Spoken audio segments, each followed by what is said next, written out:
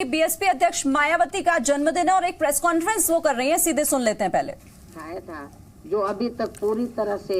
वायदा खिलाफी व विश्वासघाती साबित हुआ है और अब देश की आम जनता इनसे ये सवाल भी कर रही है कि ये लोग वह बातें क्यों करते हैं जो करते नहीं है, जो कर ही नहीं सकते हैं। लेकिन यहाँ खास ध्यान देने की बात ये भी है कि देश में लोकसभा के आम चुनाव बहुत नजदीक आते ही अब इन्होंने पिछले हुए लोकसभा आम चुनाव की तरह ही फिर से अपने पक्ष में हवा बनाने के लिए किस्म किस्म की नाटकबाजी करनी शुरू कर दी है, जिसके तहत ही अब प्रधानमंत्री श्री नरेंद्र मोदी पूरे देश में अपनी ताबड़तोड़ कर रहे रैलियों के दौरान जो पूर्व की तरह ही किस्म किस्म की प्रलोभन भरी घोषणाओं व वायदों आदि के जबरदस्त भरमार कर रहे हैं,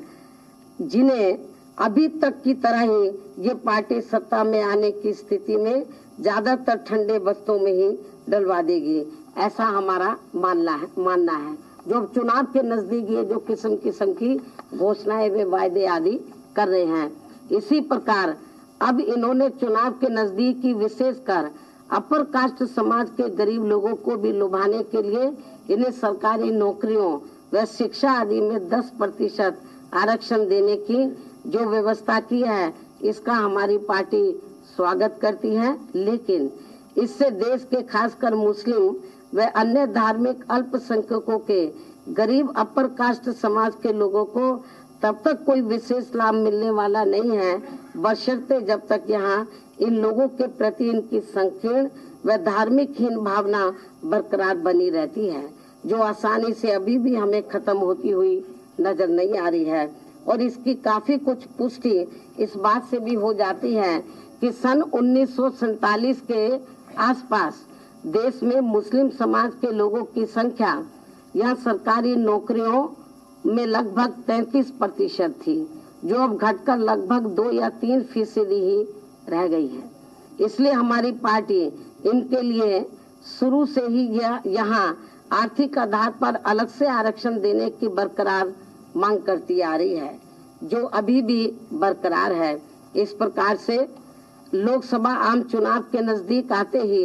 अब बीजेपी व इनकी केंद्र सरकार द्वारा जो किस्म किस्म की घोषणाएं वे वायदे आदि किए जा रहे हैं, तो इससे अब देश की आम जनता इनकी अब तक की रही गलत नीतियों व गलत कार्यशैली की वजह से इस बार आसानी से इनके बहकावे में आने वाली नहीं है, जिसकी हमें अभी तक काफी उम्मीद भी बनी हुई है। ऐसी स्थिति में अब ये नया वर्ष सन 2019 का देश के सभी धर्मों व वर्गों के साथ साथ खासकर उनके समस्त गरीबों, मजदूरों, किसानों व अन्य मेहनतकश लोगों के लिए एक ऐसी उम्मीद लेकर आ रहा है, जिसमें इस बात की प्रबल संभावना बनी हुई है कि देश में इस बार होने वाले लोकसभा आम चुनाव के बाद केवल मुट्ठी भर बड़े बड़े पूंजीपतियों व धन्ना सेठों के हितों की रखवाली करने वाली तथा कमजोर व उपेक्षित एवं गरीब व किसान विरोधी पार्टी का अब यहाँ राज जरूर समाप्त होगा, जिसका देश की आम जनता को अब काफी बेसब्री से इंतजार भी है। इन्हीं जरूरी बातों के साथ ही अब मैं अपने जन्मदिन के मौके पर देश के सभी दुखी, पीड़ित व जरूरतमंद लोगों से ये भी अपील करती हूँ कि वे अपने हितों में देश में जल्दी ही लोकसभा के होने वाले आम चुनाव में बीएसपी व उत्तर प्रदेश सहित देश के कुछ और राज्यों में भी बीएसपी के साथ हुए गठबंधन को ही केवल कामयाब बनाएं और अपने खुद के नेतृत्व में ही अपने सरकार भी जरूर बनाएं। तभी फिर इन्हें पूरे देश में यहाँ जातिवादी, द्वेषपूर्ण, संकीर्ण व पूंजीवादी सरकारों से काफी हद तक मुक्ति मिल सकती है।